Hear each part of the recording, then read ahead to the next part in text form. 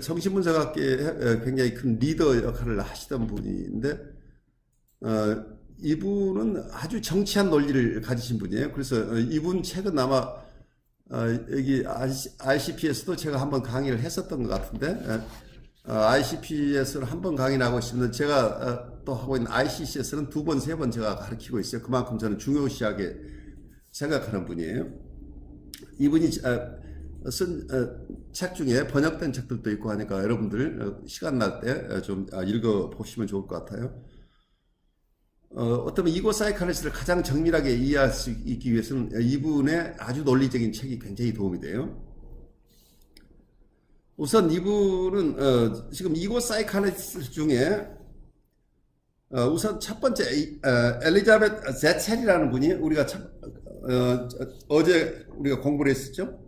치료 동맹, Therapeutic Alliance라는 개념을 우선 1956년에 사용했어요. 그리고 그 다음에 랄프 그린슨이 1965년에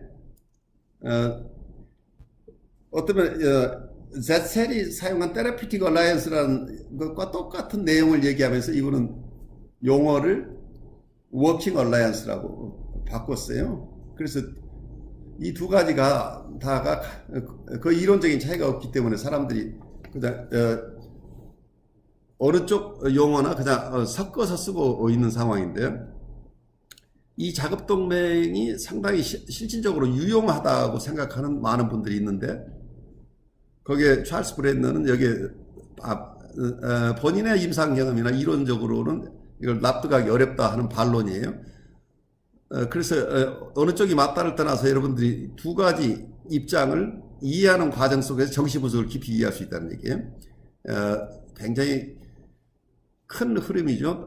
하나는 새로운 아이디어로 임상을 하는데 큰 도움이 된다고 하는 개념인데, 또 정신분석학계 한 거장이 볼 때는 엉뚱한 아이디어를 가지고 어떤 면에서는 전이 자체를 잘 이해하지 못하는 사람들이 이걸 엉뚱하게 둘로 나눠서 오히려 혼란을 가져올 수 있겠다 하는 우려를 표하고 있는데, 그 내용을 같이 한번 살펴보죠. 아마 어제 발제 속에 우리가 읽었었는데, 엘리자베트 제첼의 논문에 보면은 본인의 직접 사례 같지 않은 간단하게 두 개의 사례가 나와요.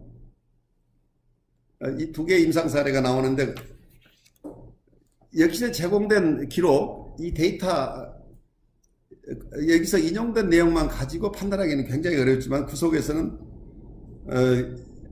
정확한 전이에서 말하자면 correct transference interpretation, 우리가 정신분석은 얼마나 정확한 전이 분석을, 전이 해석을 해낼 수 있느냐가 아주 크리티컬한데, 전이 해석을 정확하게 하는 것 이외에 무엇이 더 필요한지를 입증할 수 있느냐.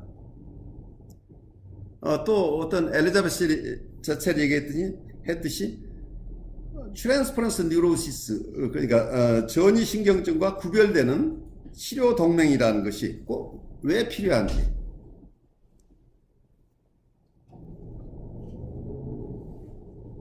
그리고 전이를 해석하는 것만큼 치료동맹을 발전시킬 만큼 그 치료동맹이라는 게 중요한지, 여기에 대해서 주장은 있지만 이걸 실질적으로 입증할 사례에서는 굉장히 설득력이 떨어지는 사례 두 가지만 제시했어요.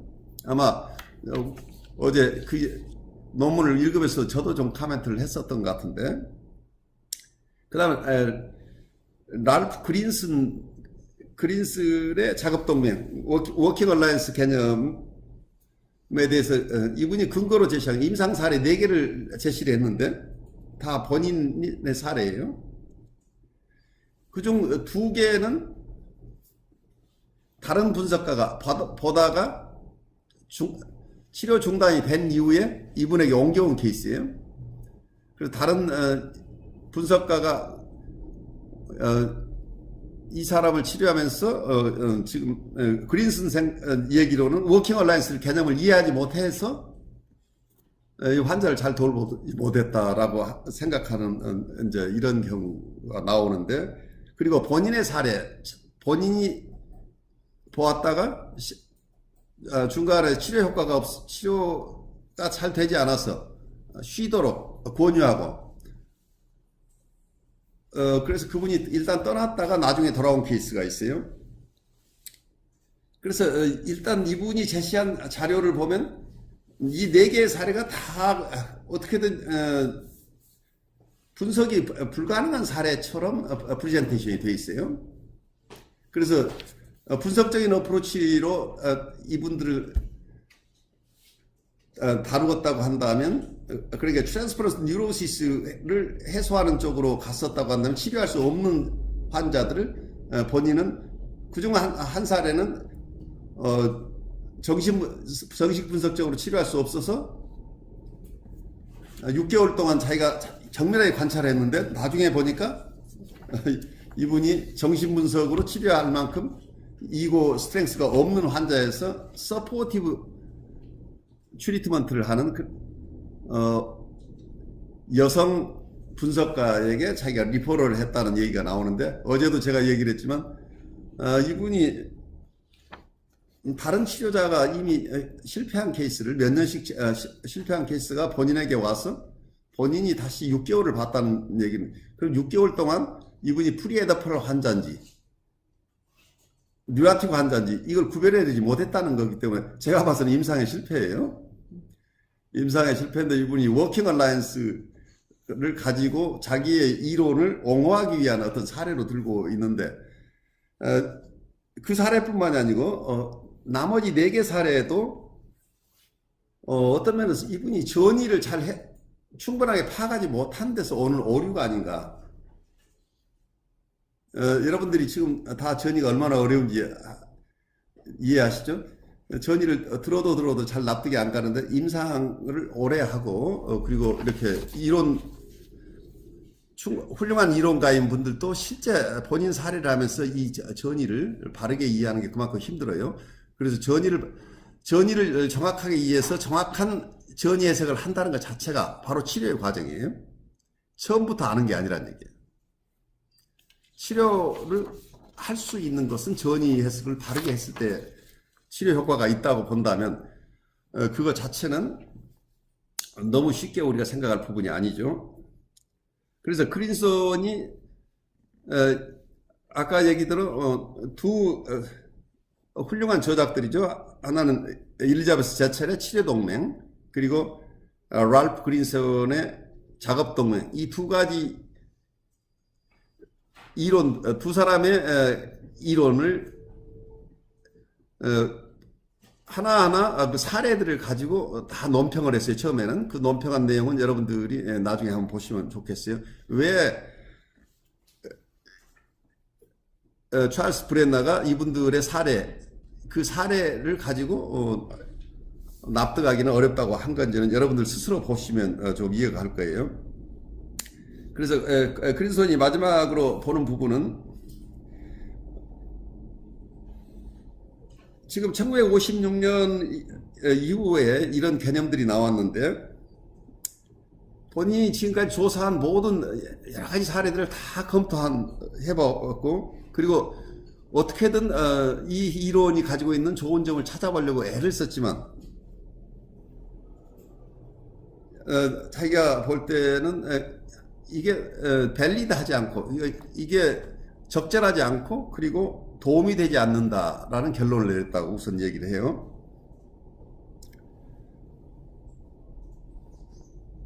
그래서 치료 과정에서는 치료는 처음부터 이고사이칼라지 쪽에서 본다면 이드가 중심이 아니고 이고가 중심이라고 하면 방어 중심이죠. 그래서 저항을 분석해내는데 치료가 진전이 안 되고 있다는 게 모든 게 저항이라는 얘기예요. 이게 두 가지로 나눌 게 아니고, 우선 치료 상황에서 저항이 있다고 하는 것은, 저항이 있을 때는 이걸 저항을 그냥 우리가 암시를 하거나 또는 corrective emotional experience나, 그래 suggestional corrective emotional experience라고 하는 것은 교정적 정서 경험을 한다는 입장에서 접근해서 이 저항들을 어떻게 다루려고 하는 게 아니고, 정작 전이는 분석을 통해서 해소돼야 된다는 거예요. 저항을 다루는 유일한 길은 이분은 저항에 대한 분석이라고 보고 있어요.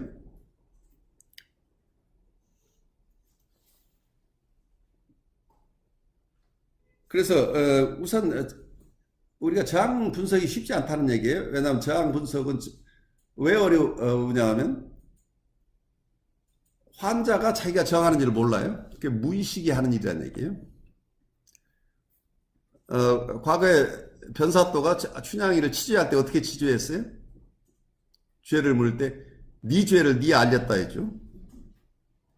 춘향이는 자기가 지은 죄를 아는데 여러분이 만나는 환자들은 자기가 왜 이렇게 힘든지를 알지 못한다는 얘기예요. 왜 그런 식으로 치료해달라고 하면서 치료를 내가 할 수 없도록 이렇게 짜증나게 계속 하느냐고 물어본다면 그분은 자기가 왜 그런지를 모른다는 얘기예요. 저항은 무의식에서 일어나고 대부분의 저항은 그러니까 의식적으로 하는 저항일지라도 그 밑바닥에는 또 무의식이 있으니까 결국은 저항은 무의식에서 오는 것이다 하기 때문에 환자가 모르는 것을 임상가가 알 수가 없겠죠, 처음에. 그래서 아주 세밀한 관찰을 하지 않는 한 쉽게 드러나지 않는다는 거예요.